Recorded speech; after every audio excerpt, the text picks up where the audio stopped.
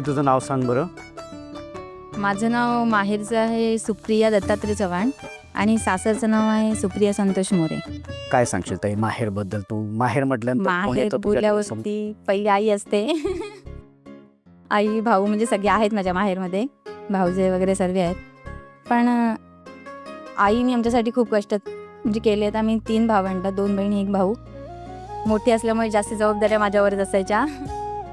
आई कामाला जायची इकडे म्हणजे शेतावर, म्हणजे जे पण काम असेल ते करायची ती पूर्वीपासून. पप्पा जास्त ड्रिंक करायचे आमचे, पण जायचे कामाला, पण जास्ती असायचं त्यांचं.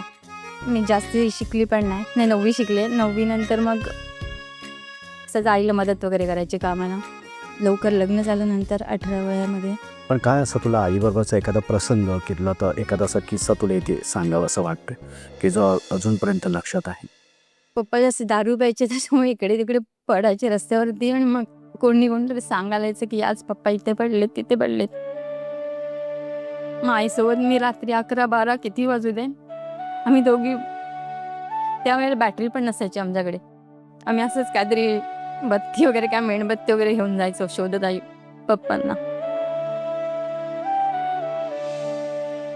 त्रास दिला म्हणजे त्रास व्हायचा पप्पांच्या वागण्यामुळे. नंतर मग भाऊ वगैरे पण मोठा झाला, शिक्षण झाले, माझं पण लग्न झालं होतं.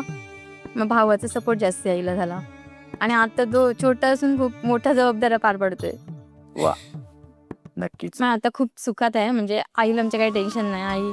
आई काम करायची बंद अजून झालेली नाही आहे. तो सांगतो कामाला जाऊ नको, तरी पण तिला सवय आहे त्या कामाची, ती बंद होत नाही अजूनपर्यंत, तशीच काम करते ती. ओके ताई, मग तुला आज जसं तू आज आईबद्दल इतकं सांगतेस, आईने ते त्यावेळेला कष्ट केलेस बाबांनंतर, आज या माध्यमातून तुला आईला काय सांगावं असं वाटते?